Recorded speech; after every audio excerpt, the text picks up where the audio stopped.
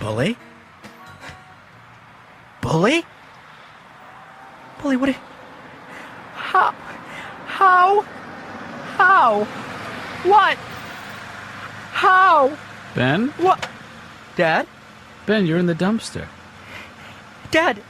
What are you doing in the dumpster? What? Do you recognize this? That's one thing, Ben, to be... Do you recognize this? That's bully. That's it's bully. One thing to be unemployed. Yeah, that's bully. Oh, what you're doing in the... Yeah, you... Oh, did I, I didn't throw it out. You know what? I had Grace was in here last week, and I told her whatever's in the linen closet, we never use it. Grace knows bully. Just toss it. Grace knows bully.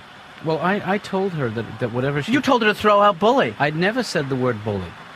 I said the linen closet is unusable because it's so packed full of junk. How could you... I mean, you know bully is my favorite stuffed animal. It has been since I was 2. How do you let this happen? Well, let me ask you something, Ben. When was the last time you spent any time with bully? If it's your favorite stuffed animal. Oh, that's none of your business. How much time I spend with bully. Okay, Ben, I don't have time to discuss this now. Clean yourself off. Well, you better think twice next time about this, Dad, because this isn't good. You know, this isn't good. I've got to tell you, I'm a little embarrassed sitting here talking to a guy in the dumpster. Can we continue this conversation later? Well, I guess I just expect an apology, Dad, because, you know, it just shows, I guess, a lack of consideration for my should stuff. I apologize for trying to create an environment in which 2 adults can live? Oh, what are you trying to say, that because I have a stuffed animal, I'm not adult? I think you said it eloquently. No, all I'm saying is that we need the use of that closet, Ben. I have human friends, too. Well, do you keep them in the linen closet? Would you throw them out? Touché, my young son.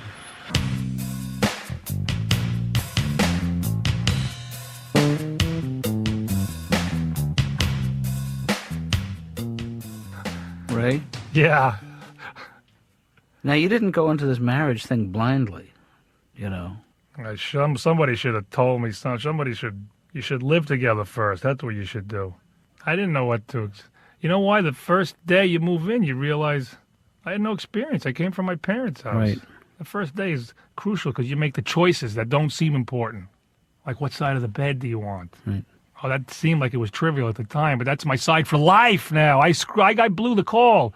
I didn't look at the TV angle. No, you don't think about those things. You know what I did? I went with my childhood instinct. I took the side that was away from the door in case the boogeyman comes in. I factored that in. Ah. All right, the boogeyman will get her. I'll be in my spaceship by then.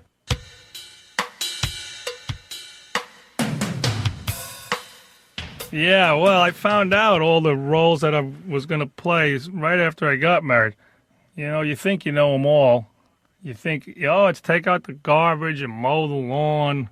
Those are the traditional roles. Right after I got married, I found out that in the middle of the night, I was now the automatic noise checker-outer. Every little thing. What was that? No, it's nothing. No, check it out. Check it out. What do you mean, nothing?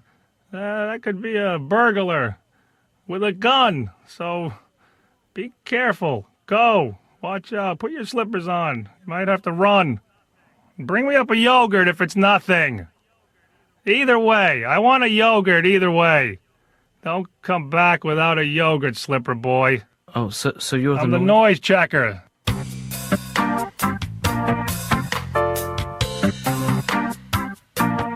Second place swim trophy. Third place swim trophy. My runner-up swim trophy. My other trophy. Hey, Ben, what's going on here? What are you doing? Putting labels on all my stuff, Dad. Why are you doing that? Well, the red labels will inform you that you are not to touch or remove these objects from my room.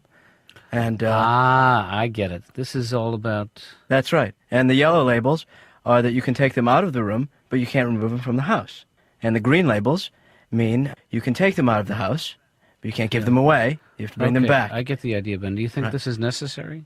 Well, obviously it is because of what happened this morning. You don't think that this is something we can just talk about and then act like responsible adults? The beige labels, Dad, mean that... Where'd you get beige labels? I don't own these items. I'm borrowing them from somebody else. Therefore, if you take them out, then you have somebody else to deal with, not me.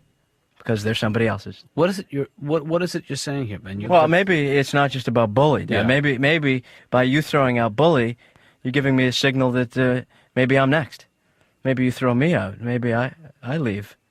Ben, have I ever put any pressure on you to leave this house, to move out, to live the life of a young adult? Have I ever suggested that I could use this as my office and maybe a little, like an upright piano? Have I ever in a zillion years suggested to you that your presence in my life is anything but rewarding? So don't go reading stuff into this. So you don't want me out? I don't want you out, Ben. I mean, at some point, you will spread wings and fly. Right. You know, you will want to be out on your own someday, and you'll know when that day is. I'm gonna fly. I'll fly it. You know I will. I noticed you put a red label on your labels. Remind me, what does that mean?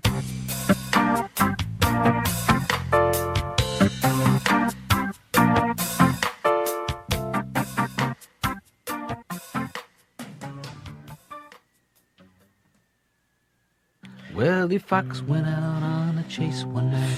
He prayed for the moon to give him light. He Okay. had many a mile It's to nice. go that night before he reached the town. Oh, come on, Ben. Come Dad. on, Benny. Dad, whoa. Couple miles to Dad, go hold up that here. night. Dad, I don't mean to interrupt, but I think I'm gonna turn in. Okay. Ben, you used to love that song. What's the matter? Well, I still love it, Dad. And Yeah. it's a great old song. I'm just a little tired, I guess, and a little too much excitement for one night. You know, first the chicken pot pie, now the song. I get it. You want to hear some Snoopy Dog? Is that it? Snoop Doggy Dog. I can do that. No, Yes. Dad. Ow. Yeah. I think I heard something. I don't even know contemporary music. I lost track after the Buckinghams retired. Want to hear a little blues? No. That's bluesy, all right. Wow, this is exactly what I didn't want to hear right now. Yeah. You sure know what you're doing on that. You're picking fine blues. You know, your mother and I used to listen to the blues all the time when we were in school. That's a great story, Dad. What, Do it a little bum bum bum. Hey, you know, Dad, as opposed to playing to me every night, you're good. Maybe you should go to I know a couple places that have open mic nights. You sign up and you play in front of an audience, and that. Well, I'm not in that league. These guys are guys who do nothing but play the guitar, and this for me is just a hobby. No. But what would I sing? Do you need to sing original songs? Because I haven't written a song in 20 years. It's all folk. It's all folk music? It's all folk. It's all. No, do you think I'm that good that I could get up there and keep an audience captivated? No. On the edge of their seat? I mean, I think you're capable enough to make an impression on people. Ben, thank you for your support. Oh. Yeah. Jimmy crack corn and I don't care. Don't. Jimmy crack corn and I don't care. Remember what you used to think it was called, Jimmy crack corn? Yes, I do. Yeah. When you were little? Yeah. Immy Ack Orn. Remember that? Immy Ack Ack. Orn. Ben, where are you going? I'm gonna go to the bathroom. I'm a little bloated. This next song, ladies and gentlemen, is about suffering. God knows that's something that we've all done a little bit of, and I'm going to tell you about it tonight. I've been hurt so many times, folks. Four times.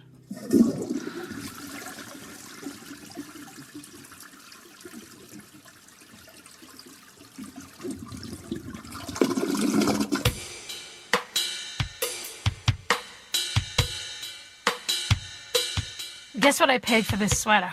No, Just take a guess. A wild guess. I don't want to. Okay, $5. $5? What's wrong with you? How could you even... First of all, did you look at what it's made of? It's made of lamb's wool, for God's sakes. Here, read this. Plus sizes unlimited. I'll smack you.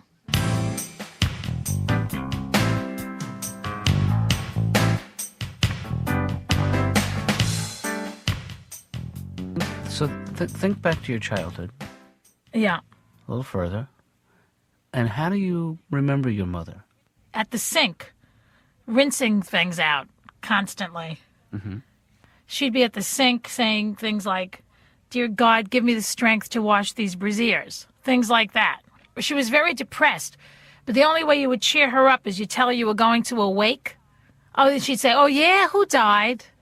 That would perk her up. Well, you know, I'm divorced. Yeah. Yeah. And I don't really want to get married again. Mm-hmm. I'm at the point where I want a man in my life, but not in my house. Right. I'm on the phone all day long. I don't really see what they could do all day long with me. My feeling is come in, attach the VCR, and get out.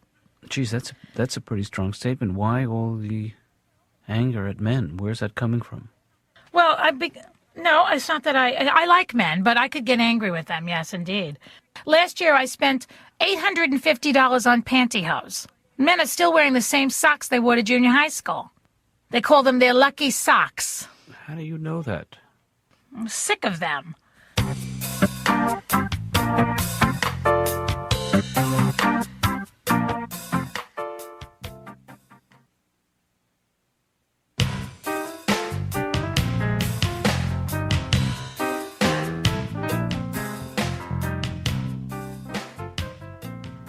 Folk music, Yeah, yeah.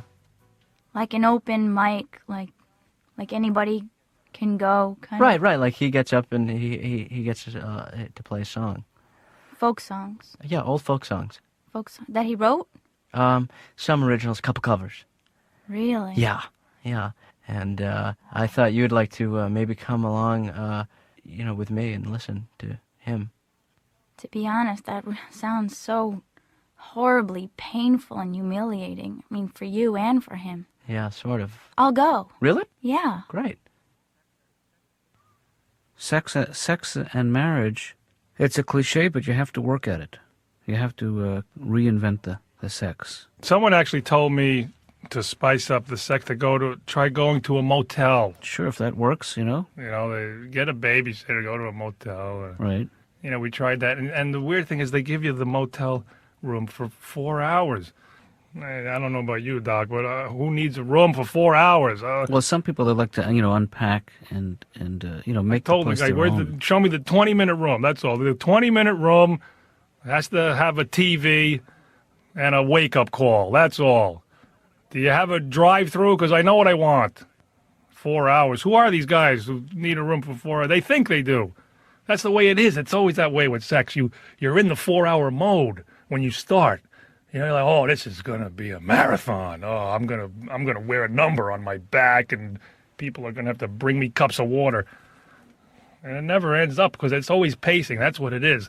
That's my problem. My pacing is off because I start in the 4-hour pace, but something, you know what it is? You always go that one move too far, and then you try to save it. No, don't move, honey. Freeze. Don't. You moved. You moved. It's not my fault. Come on. You clearly exhaled. Don't look at me. Where's the remote?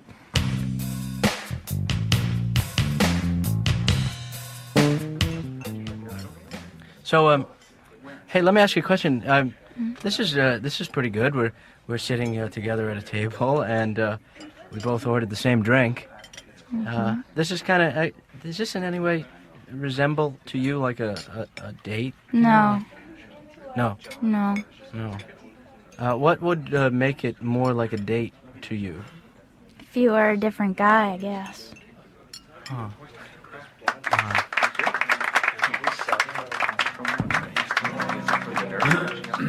Can you hear me? Can you hear me in the back? What's he talking about? There's nobody back there. If you want to move up, there's some seats up front, everybody. Well, first of all, thank you very much. And this first song is a song that I wrote. I'm a little nervous, you have to bear with me here. I wrote it when I was 23 years old, and discovering for the first time that loving someone was no guarantee that they would love you back. It's called Loving Someone is No Guarantee That They Will Love You Back. goes like, well, I was just to give you a little more background, I was a student living in a farmhouse with 5 of my best friends. And my dog, Muzzy, Black Labrador. I think he's losing them. Yeah, I think he's losing me. Anyway, I wrote this song in 1970. I was a young man of 23. And now, much to my amazement, I have a son that age. In fact, he's here tonight. Ben, why don't you stand up and No, take a bow? No, that's fine. My son, ladies and gentlemen, Benjamin Daniel Katz. Thanks. Please let him know, folks. Thank you, Dad. Give it up one time for Benny. That's enough, Dad. I'm gonna sit back down now, Dad. Thanks. Hey, Ben, Yeah. remember that song I used to sing for you when you were little? No. No, I don't. Let me refresh your memory. I actually wrote this song for you. A boy, a bike, a heart so full, a mom and a dad and a little stuffed bull. Oh God, what have I done? Ben, Dad. will you forgive me, please? Yes. Yeah. Right away. You're forgiven. Is there some way I can make it up to you? Show's up there, folks. Show's on the stage.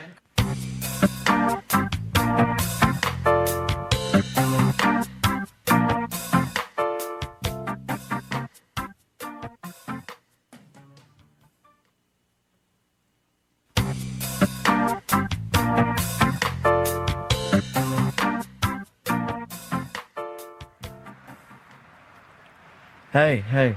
Sorry, I left. I came out here to pee for a while. Yeah, Yeah, I had to get out. That was really painful. I mean, it was it really was hard for me. really painful. Yeah, that was particularly hard on me. I mean, he was tense, but I But you know sort what? of tensed up there too. It was like the good kind of pain, you know? Do you know what I mean by the good kind of pain? Like No. when you have a canker sore, like right on the inside of your cheek, and you just keep chewing on it because it's like the good kind of pain. Yeah, you yeah, can't I can- stop. It's sort of yeah. like a turn on. Really? Yeah. Well, I could chew on sores all night. I love them. I love sores. I chew on a big sore.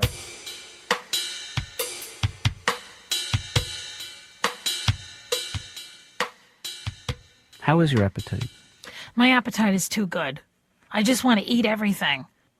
And you're afraid if you eat too much, you'll put on weight? Is it your big... No, I'm afraid if I eat too much, I'll get thinner. What's wrong with you? I mean, really, what kind of a doctor asks a stupid question like that?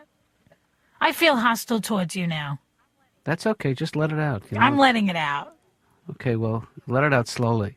How does it feel to be bald? Do you want to hurt me? Is that what this is all about? Do you want to make me feel the kind of pain you're feeling?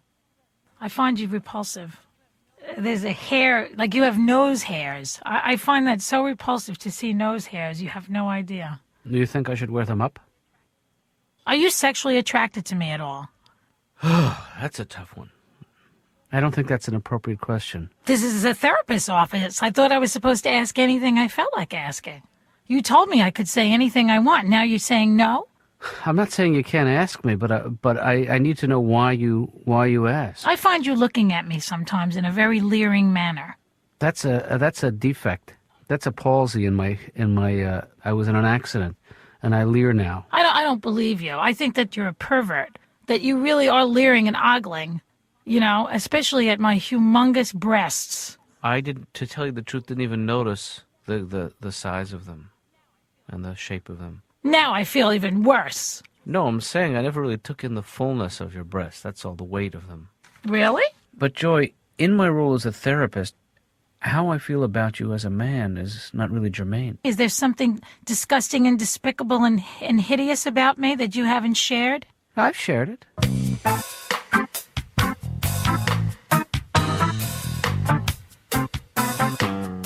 It feels a little claustrophobic in your house now with the twins and your daughter. This is horrible, but I actually make little excuses now just to get out of my house. I'll do anything. Anybody need anything? Anything at all? Anything from the Motor Vehicle Bureau? Maybe? I'll do it. Can I register anything? I'm the guy. It's on my way. I was going that way. I'm just going out to apply for jury duty. That's all. Please, let me out of the house. So you're saying it's hard to get any work done at home? My 3-year-old runs the house. The hardest thing, I can't even make a phone call. Every business call I try in my house, I screw up. Mm-hmm. The 15th is fine with me. I just need to know, where do you think you're going with that cookie? Put the cookie down. Not you. Sorry. Didn't mean to scare you. Oh, I didn't know you were eating a cookie. Of course I'm interested. Every time I'm there, I smell cocky. It's the cocky, Doc. Yeah. That's what it is. Sure. I have the twin towers of poop in my house right now. Whoops, you know what the music means. Our time is up.